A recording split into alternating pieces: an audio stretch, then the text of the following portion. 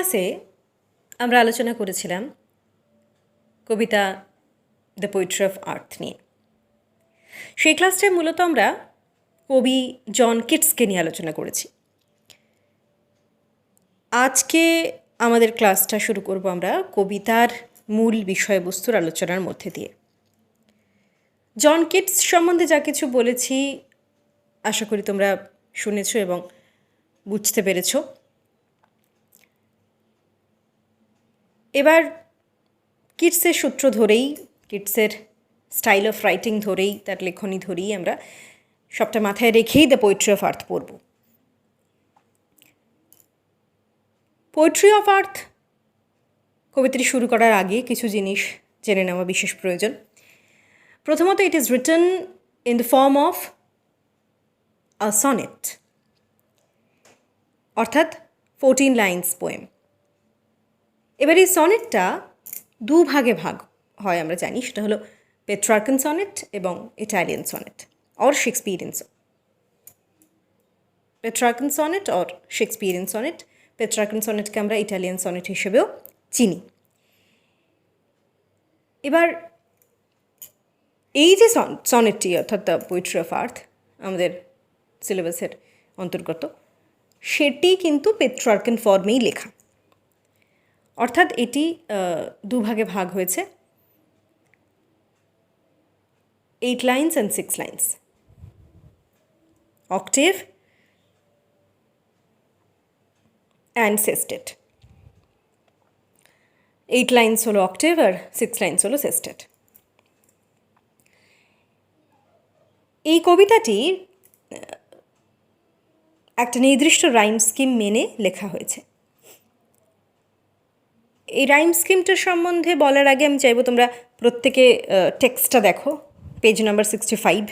কবিতার প্রত্যেকটা লাইন দেখো, তাহলে রাইম স্কিমটা বুঝতে সুবিধা হবে। এটা কিভাবে লেখা? ABBA লিখে নিতে পারো তোমরা। এর রাইম স্কিম হলো ABBA ABBA CDE CDE। এবার ABBA কেন বলছি আমরা? প্রথম লাইনের শেষ শব্দটা আমরা দেখব। কি লেখা আছে? ডেড। এরপর দেখব চতুর্থ লাইনের, 4th লাইনের শেষ লাইন। কি লেখা আছে? মেড।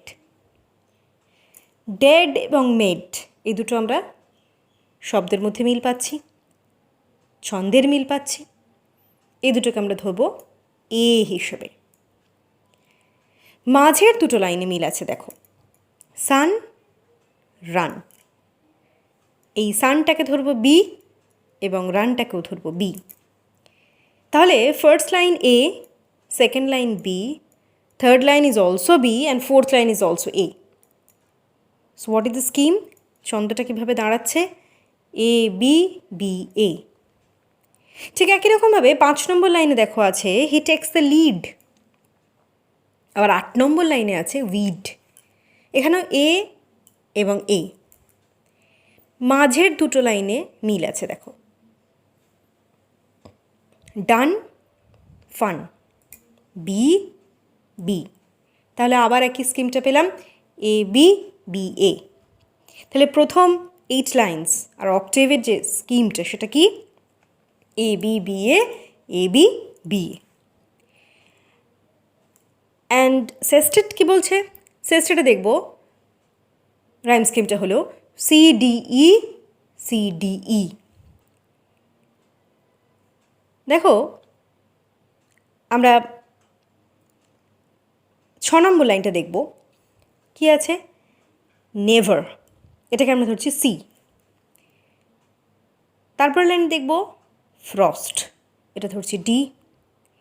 তারপর লাইনে আছে শ্রিলস, দ্যাট ইজ ই। এবারই রেপিটেশন পাবো, never ever,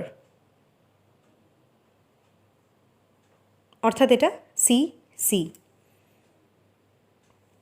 frost lost, D D. Thrills hills, E E. CDE CDE। তাহলে পুরো সনেটের রাইম স্কিমটা কি হলো? ABBA ABBA CDE CDE। এবার আমরা দেখব যে কবিতার সম্বন্ধে আমাদের টেক্সটে কিছু কথা লেখা আছে।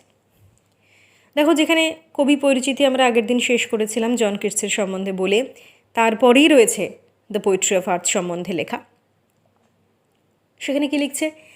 দ্য আর্গুমেন্ট, অর্থাৎ বিষয়বস্তু, put forward by Keats in this poem, Keats যে বিষয়বস্তুটা আমাদের সামনে রেখেছেন এই কবিতার মাধ্যমে, ইজ দ্যাট, সেটি হলো the natural music of the earth. Natural music of the earth, স্বাভাবিক ছন্দ, এই পৃথিবীর স্বাভাবিক ছন্দ, পৃথিবীর স্বাভাবিক গান, সেটা কীরকম? নেভার সিজেস টু প্লে, কোনো দিন বন্ধ হয় না। সিজেস মানে বন্ধ হওয়া। Through the cycle of seasons, ঋতুর পরিবর্তন হয়, কিন্তু শব্দ বা গান বা সুর, সেটার কোনো পরিবর্তন হয় না। প্রত্যেক ঋতুতেই আমরা কোনো না কোনো গান শুনতে পাই। The poem is a sonnet, কবিতাটি একটি চতুর্দশপদী কবিতা, একটি sonnet, in which the song of the grasshopper is embedded in the octave. প্রথম 8 লাইন অক্টেভ পার্টে আমরা শুনতে পাই কার গান? গ্রাসহপার। গ্রাসহপার কে?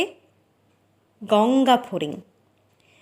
একটা গঙ্গা ফড়িংয়ের গান আমরা শুনতে পাই প্রথম 8 লাইনের মাধ্যমে। And that of the cricket is portrayed in the sestet. এবং নেক্সট যে 6 লাইনস রয়েছে, যে 6 লাইন রয়েছে, সেখানে আমরা শুনতে পাচ্ছি ক্রিকেট বা ঝিঁঝি পোকার ডাক। তাহলে অক্টেভে আমরা শুনতে পাচ্ছি গ্রাসহপারের গান, আর সেস্টেডে আমরা শুনতে পাচ্ছি ক্রিকেট বা ঝিঁঝি পোকার গান।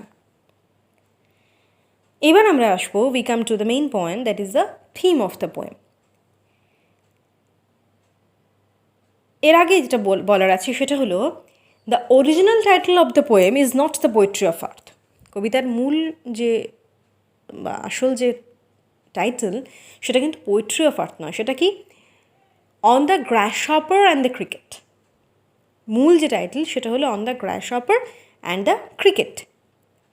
And this sonnet was composed on December 30, 1816. 1816 সালের 30শে ডিসেম্বর এই কবিতাটি লেখা হয়েছিল। তাহলে আমরা জানলাম যে the poetry of earth, it is not a original title. The original title is on the গ্রাসহপার and the cricket. And this is written in the form of a Petrarchan sonnet, which is divided into 2 parts, that is an octave and a sestet. In the octave part, the poet talks about the song of the grasshopper, and in the sestet part, the poet talks about the song of the cricket. The poem was composed on December 30, 1816. এবার আমরা আলোচনা করব কবিতার মূল বিষয়বস্তুটা নিয়ে। এটার যে introductory একটা নোট রয়েছে, সেটা আমি এই ভিডিওর সাথে অ্যাটাচ করে দেব। সেটা পড়লে তোমরা ভালোভাবে বুঝতে পারবে যে কবিতার মূল বক্তব্যটা কী। তো সেটাকে আমি একটু ইলাবোরেটলি এখানে বলছি তোমাদের বোঝার সুবিধার জন্য, যাতে পড়েই তোমরা সাথে সাথে বুঝতে পেরে যাও।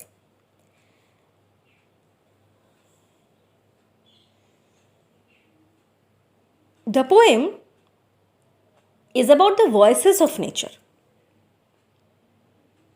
কবিতা যেটা আমরা পোয়েট্রি অফ আর্থ পড়তে চলেছি, এটা কী নিয়ে? এটা আসলে প্রকৃতির আওয়াজ, প্রকৃতির ভয়েসেস, প্রকৃতির শব্দ নিয়ে। এই যে পোয়েট্রি শব্দটা আমরা বিভিন্নভাবে ব্যবহার করতে পারি। একদিকে বলতে পারি যে পোয়েট্রিটা ভাষা, পৃথিবীর ভাষা। আরেকদিকে বলতে পারি যে পোয়েট্রিটা ভ্যারিয়াস সাউন্ডস অফ নেচার, প্রকৃতির বিভিন্ন রকমের শব্দ। এটা হতে পারে কোনো পাখির শব্দ, কোনো পশুর শব্দ, কোনো নদীর জলের শব্দ, কোনো ঝর্ণার শব্দ, কোনো একটা গাছের পাতা পড়ার শব্দ, এনিথিং, যা কিছু হতে পারে। এটা various sounds of the natural world, এই প্রাকৃতিক জগতের বিভিন্ন রকমের শব্দ। আবার অন্যভাবে যদি ইন্টারপ্রেট করতে যাই, তাহলে কিন্তু এই যে কবিতাটা, সেটা এক ধরনের একটা আশার সঞ্চার করে আমাদের মধ্যে। সেটা কি? It is a kind of Messenger of hope. কেন মেসেঞ্জার অফ হোপ? এই কবিতায় এক্সট্রিম টেম্পারেচার্সের কথা বলা হয়েছে। এক্সট্রিম টেম্পারেচার্স কেন? এক্সট্রিম সামারের কথা বলা হচ্ছে, আবার এক্সট্রিম উইন্টারের কথা বলা হচ্ছে। কবি বলছেন প্রচণ্ড দাবদাহ, চারিদিকে প্রচুর গরম, একদম স্কচিং রেজ অফ সান, তার মধ্যে মানুষ বেরোতে পারছে না, প্রত্যেকটা প্রাণী ঝিমিয়ে পড়েছে, তাদের আর গান গাওয়ার শব্দ নেই, পাখিগুলো একেবারে নিস্তেজ হয়ে গেছে। সেই সময় ওয়ান ভয়েস ইজ হার্ড, একটা গলা শোনা যাচ্ছে। সেটা কার? That of the grasshopper. একটা গঙ্গা ফড়িংয়ের গান, একটা গঙ্গা ফড়িংয়ের শব্দ। কবি বলছেন যে এত এক্সট্রিমিটিস থাকা সত্ত্বেও, এত এত বেশি গরম থাকা সত্ত্বেও, এত প্রতিকূলতা থাকা সত্ত্বেও কিন্তু আশার সঞ্চার করছে এই গ্রাসহপারের সংটা। যে প্রতিকূল পরিস্থিতির মধ্যেও যেটা করতে হবে সেটা কি না, we have to move on, আমাদের এগিয়ে যেতে হবে। কার মাধ্যমে? থ্রু আওয়ার ওয়ার্কস, কাজের মাধ্যমে। আমাদের কাজ আমাদের পরিচয়, আমরা যদি কাজ না করি তাহলে আমরা নিজেদের কোনো মূল্য দিতে পারবো না। তো ওই বলছেন যে কাজ করে যাও, যাবতীয় প্রতিকূল পরিস্থিতি আসুক না কেন, what ever it may be. যেমন ধরো এক্সট্রিম উইন্টারে যেখানে বরফ পড়ছে, সেখানে কিন্তু প্রত্যেকে ঘরবন্দি, বেরোতে পারছে না, প্রচুর শীত, কিন্তু সেখানেও একটা ঝিঁঝি পোকা তার গান গেয়ে চলেছে। সে জানান দিচ্ছে যে প্রাণের একটা অস্তিত্ব রয়েছে। তো এই গ্রাসহপার, এই ক্রিকেট, এরা প্রত্যেকেই কিন্তু দে আর কাইন্ড অফ আ রে অফ হোপ, একটা আশার আলো। তারা দেখাচ্ছে যে প্রতিকূল পরিস্থিতির মধ্যেও আমরা কিভাবে নিজেদের কাজ চালিয়ে যেতে পারি। তো অন্যভাবে বলতে গেলে এই কবিতা কিন্তু it's like a Messenger of hope. এই কবিতা শুধুমাত্র যে একটা দুটো প্রাণীর আওয়াজ বা গানের কথা বলছে তা নয়, গ্রাসহপার বা ক্রিকেটের গানের কথা তা নয়। এই কবিতা প্রকৃতির প্রত্যেকটা শব্দের কথা বলছে, প্রকৃতির প্রত্যেকটা আওয়াজের কথা বলছে, যার মাধ্যমে আমরা কমিউনিকেট করতে পারছি প্রকৃতির সাথে। কবি বলছেন এই যে সাউন্ডস অফ নেচার, এই যে ল্যাঙ্গুয়েজেস অফ নেচার, এটা কিন্তু এক ধরনের ওয়ে অফ কমিউনিকেশন। কাদের সাথে? আমাদের সাথে, এই প্রাণীকুলের সাথে প্রকৃতির একটা যোগাযোগের সূত্র এই শব্দগুলো। এটা পাখির ডাক, পশুর ডাক, যা কিছু ডাক হোক না কেন, তার মাধ্যমে আমরা প্রকৃতির সাথে কমিউনিকেট করছি। ভাষা যেমন আমাদের যোগাযোগের মাধ্যম, তেমনই নেচারের সাথে যোগাযোগের মাধ্যম কবির মতে এই শব্দগুলো, the sounds of nature, the various sounds of nature. আমরা কবিতার স্ট্রাকচার জানলাম, যে এটা পেট্রার্কান সনেটে লেখা, অক্টেভ অ্যান্ড সেস্টেটে ভাগ করা হয়েছে। আমরা রাইম স্কিম জানলাম, ছন্দ জানলাম, এ বি বি এ বি বি এ, সিডিই সিডিই। আর আমরা জানলাম কি কবিতার মূল বিষয়বস্তু। It is about the voices of nature, it is about the রে of hope, it is about the language of the earth. আমি আগে যেটা বললাম যে এই ভিডিওর সাথে আমি আমার ইন্ট্রোডাক্টরি একটা নোট যেটা রয়েছে সেটা অ্যাটাচ করব। আমি চাইবো যে তোমরা এই নোটটা পড়বে, যা কিছু আমি বলছি সবই নোটের মধ্যে রয়েছে, এবং তার সাথে পেজ নাম্বার 65-এ যেটুকু অংশ কবিতার সম্বন্ধে বলা হয়েছে, যেটা আজকে আমি আলোচনা করলাম, সেটা পড়বে। কবিতার মূল বিষয়বস্তুটা আগে নিজেদের মধ্যে ক্লিয়ার করো, তারপরে নেক্সট ক্লাসে আমি কবিতার বিটুইন দ্য লাইন্স, একেবারে লাইন বাই লাইন আমি পড়াবো। তাহলে আমরা জানলাম the poetry of earth is about the sounds of nature, voices of nature. এই প্রকৃতির বিভিন্ন রকম শব্দের মাধ্যমে আমরা কিভাবে কানেক্ট করছি নেচারের সাথে, আমরা কিভাবে কমিউনিকেট করতে পারছি নেচারের সাথে, সেটা এই কবিতার মাধ্যমে জানতে পারবো। আমরাই চাইব যে তোমরা নোটস পড়বে এবং টেক্সটের ইন্ট্রোডাক্টরি পার্টটা পড়বে, বিষয়বস্তুটা অনেকটাই বুঝতে পারবে। নেক্সট ক্লাসে আমরা